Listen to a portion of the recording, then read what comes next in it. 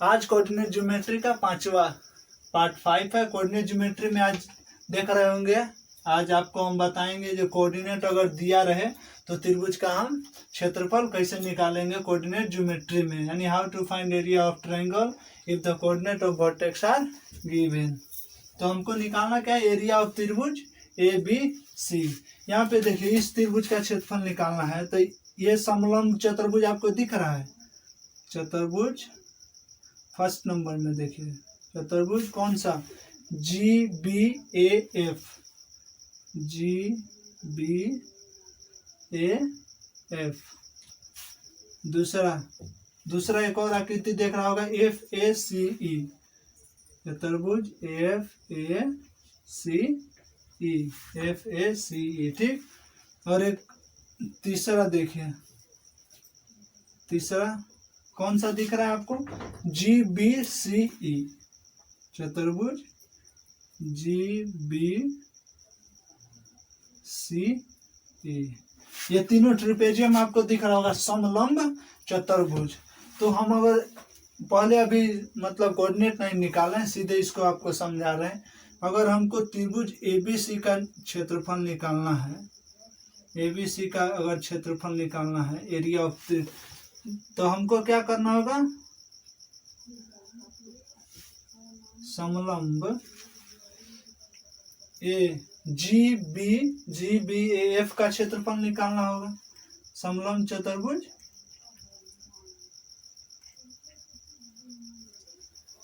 Ji B A F का क्षेत्रफल plus जोड़ में एफ ए सी ई का क्षेत्रफल,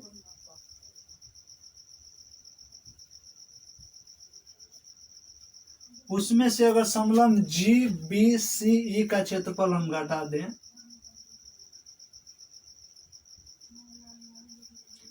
जी B F G B C E का क्षेत्रफल, हाँ, जी बी सी ई का क्षेत्रफल, तो हमको ये त्रिभुज का क्षेत्रफल निकल जाएगा। अब समलंब चतुर्भुज का इसका क्षेत्रफल, इसका क्षेत्रफल, यानी ये वाला, ये 1 नंबर 2 नंबर, ये दोनों, ये बड़ा वाला जी बी ए एफ इसका क्षेत्रफल और एफ ए सी ई इसका क्षेत्रफल, दोनों का क्षेत्रफल जोड़ दिए तो पूरा आकृति का आ गया। उसमें से समलंब जी बी सी ई का क्षेत्रफल अगर घटा दे तो त्रिभुज ए बी सी का क्षेत्रफल हमको निकल जाएगा। तो अब है जो इस सब का क्षेत्रफल कैसे निकालें। तो कोऑर्डिनेट ज्योमेट्री में अभी तक आप पार्ट 4 तक देख चुके हैं, तो आप समझ रहे होंगे कि हाँ यहाँ पे x1 यहाँ तक की दूरी होगी, x2 यहाँ तक की दूरी, ये x1 यहाँ से यहाँ तक ये x2 और यहाँ से यहाँ तक ये x3। उसी तरह यहाँ से ये कितना है, ये y3, फिर यहाँ से ये आपका y2 और यहाँ से यहाँ तक का y1, ठीक। अब समलंब चतुर्भुज के लिए हमको समांतर भुजाओं का योग गुना ऊंचाई। समलंब का क्षेत्रफल क्या होता है,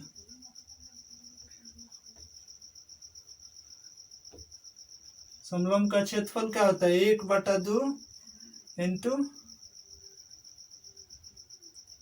समांतर भुजाओं का योग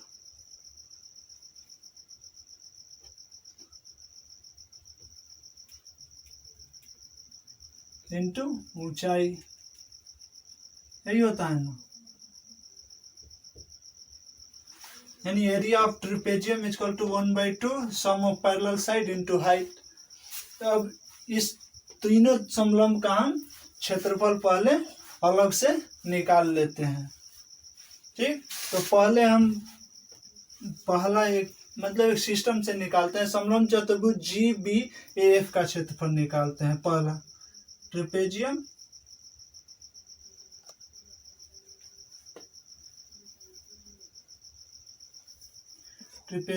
जी बी ए एफ का क्षेत्रफल कितना होगा, 1/2 समांतर भुजाएं ये कौन सा है इसका, GBAF, GBAF इसका बात कर रहे हैं। तो GB प्लस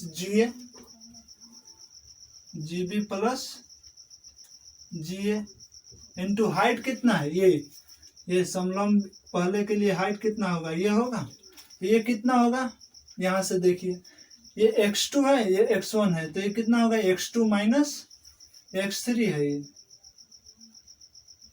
x3 है, ये x2 है, ठीक। तो ये कितना होगा, x3 माइनस x1, x3 पूरा पहले GF, ठीक। यहाँ से GF ऊंचाई हो गया इसका। अब इसका क्षेत्रफल 1/2 इंटू GB प्लस GB कितना है, ये दूरी GB y1 प्लस FA या GA कहाँ है, FA है ना, ये FA GBAF का बात कर रहा हूँ, GBAF। तो समांतर भुजा GB और FA है, तो GB और FA, तो GB y1 और FA y3 इंटू GF इसकी x3 माइनस x1, ठीक। तो पहला GBAF का निकल गया। उसी तरह अब निकालिए किसका, FACE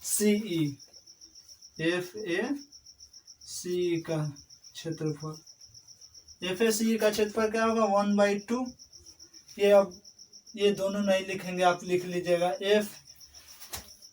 FACE का क्षेत्रफल, ठीक। FACE का क्षेत्रफल में देखिए FACE इसका क्षेत्रफल, तो समांतर भुजा FA और EC है। FA हमारा कितना है, y3 प्लस ये EC कितना है, y2 इंटू इसका हाइट कितना है, x2 माइनस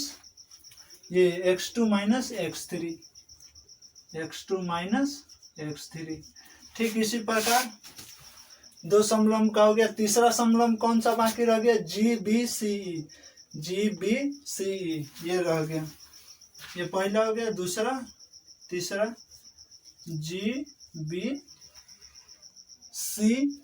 GBCE का क्षेत्रफल, इसका कितना होगा, 1/2। यही सारा में समांतर भुजाओं का योग गुना ऊंचाई होता है। समांतर भुजाओं का योग अगर नहीं मालूम है तो लिख लीजिएगा, क्षेत्रफल बाबा 1/2 समांतर, ऊपर लिखा हुआ है, कोई बात नहीं, यहाँ पे हम लिख दिए समलंब चतुर्भुज का क्षेत्रफल। तो उस तरह से उसी सब का उसी तरह हम पहला का एक का पूरा नाम सहित लिख कर बता दिए। दोबारा में नाम नहीं लिखा हूँ मैं, सीधा y3 plus y2 into x2 minus x3। GBCE का क्षेत्रफल 1/2 GBCE, इसका समांतर भुजाएं क्या है, GB और CE है। ये GB कितना है, y1 और y2, तो y1 प्लस y2 इंटू इसका हाइट क्या है, पूरा हाइट है, यहाँ से GE हाइट है इसका। समलंब चतुर्भुज GBCE का हाइट क्या है, EG। तो EG कितना होगा आपका, ये x3 x2 है, टोटल x2 और माइनस x1, तो x2 माइनस x1, ठीक। अब तीनों का मान इसमें रखेंगे। हाँ, तो यहाँ देख लिए चतुर्भुज, ये समलंब तीनों का हम क्षेत्रफल अलग अलग निकाल लिए। अब निकालने के लिए क्या है, पहले इस समलंब का क्षेत्रफल पूरा निकाल देंगे, फिर इसका, और इसमें से अगर हम ये छोटा वाला GBCE का क्षेत्रफल घटा दे तो हमारा त्रिभुज का क्षेत्रफल निकल जाएगा। और तीनों समलंब चतुर्भुज का क्षेत्रफल हम यहाँ पे निकाल चुके हैं। अब ये सारा जो मान है अब इसमें रखेंगे, समलंब इसका क्षेत्रफल जो इसका FACE का क्षेत्रफल और माइनस GBCE का क्षेत्रफल, तो त्रिभुज का क्षेत्रफल निकल जाएगा। तो चलिए यहाँ पे हम चालू करते हैं, त्रिभुज ABC का एबीसी का क्षेत्रफल। ठीक, तो एबीसी का क्षेत्रफल क्या होगा? पहला समलंब चतुर्भुज GBAF, ट्रिपेजियम GBAF का क्षेत्रफल। तो GBAF का क्षेत्रफल हमको क्या आया? 1/2 into y1 plus y3, y1 plus y3 into x3 minus x1। ठीक, प्लस यहाँ पे FACE का क्षेत्रफल। FACE का क्षेत्रफल कितना आया? 1/2 y3 plus y2, y3 plus y2 into x2 minus x3, x2 minus x3। फिर यहाँ पे देखिए माइनस, अब घटा होगा नहीं, माइनस समलंब GBCE का क्षेत्रफल। GBCE का क्षेत्रफल कितना आया? 1/2 y1 plus y2, y1 plus y2 into x2 minus x1। ठीक, यहाँ तक तो आप समझ गए। अब यहाँ से सबको अलग अलग गुना करते हैं और लिखते हैं। 1/2 देख रहे हैं तीनों में है, तो 1/2 हम कॉमन ले लेंगे। ठीक, अब यहाँ गुना करना चालू कीजिए।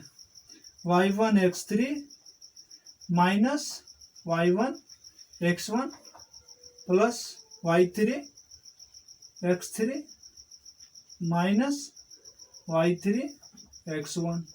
पहले का गुना समाप्त। ठीक, जोड़, यहाँ y3 x2 फिर यहाँ माइनस y3 x3 फिर plus y2 x2 minus y2 x3। यहाँ पे माइनस है, ये माइनस, और माइनस के अंदर ये सबको करना है। y1 x2 ये माइनस y1 x1 ये प्लस y2 x2 और माइनस y2 x1। ठीक, यहाँ पे सबको गुना कर दिए। अब यहाँ पे देखिए,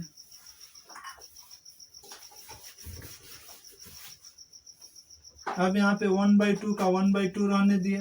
फिर y1 x3 minus y1 x1 plus y3 x3 minus y3 x1 plus y3 x2 minus y3 x3 minus plus y2 x2 minus y2 x3 और माइनस से इसमें गुना कर देंगे। तो ये कितना आ जाएगा? Minus y1 x2 plus y1 x1 minus y2 x2 और प्लस y2 x1।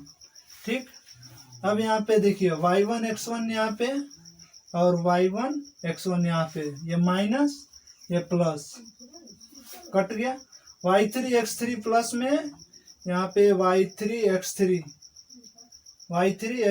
माइनस में, ये कट गया। ठीक, अब y2 x2 प्लस में है, यहाँ पे y2 x2 माइनस में है, ये कट गया। ठीक, जो भी कटना था वो सारा कट गया। अब यहाँ पे देखिए 1/2 ये कितना हो गया? y1 x3 minus y3 x1 plus y3 x2 यहाँ, फिर यहाँ y2 x3 minus y1 x2 plus y2 x1। ठीक, इतना बचा। अब यहाँ पे देखिए 1/2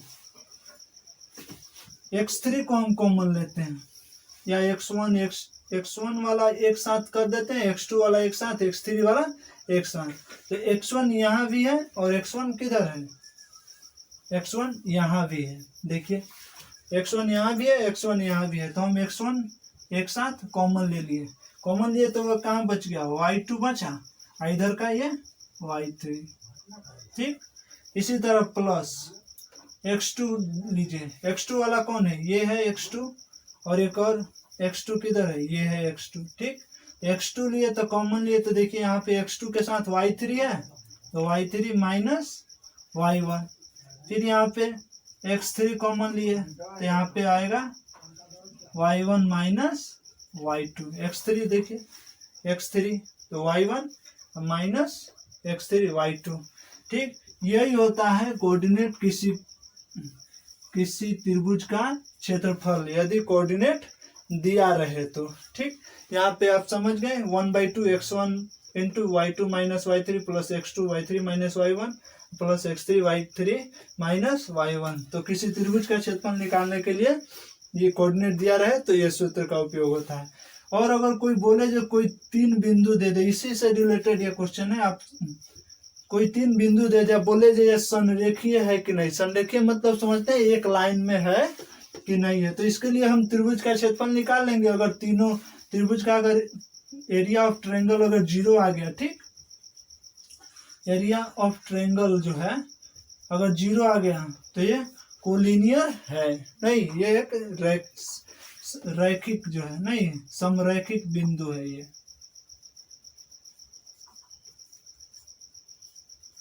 यानी एक ही रेखा पर ये तीनों बिंदु है, ठीक है। आज के लिए इतना ही, अगले वीडियो में फिर आपसे मिलेंगे, तब तक के लिए अच्छा लगे सब्सक्राइब कीजिए, लोगों को शेयर कीजिए, अपने दोस्तों में बताइए जहां पूरा डिटेल डीपली आपको बताया जा रहा है। चलिए आज के लिए इतना ही, धन्यवाद।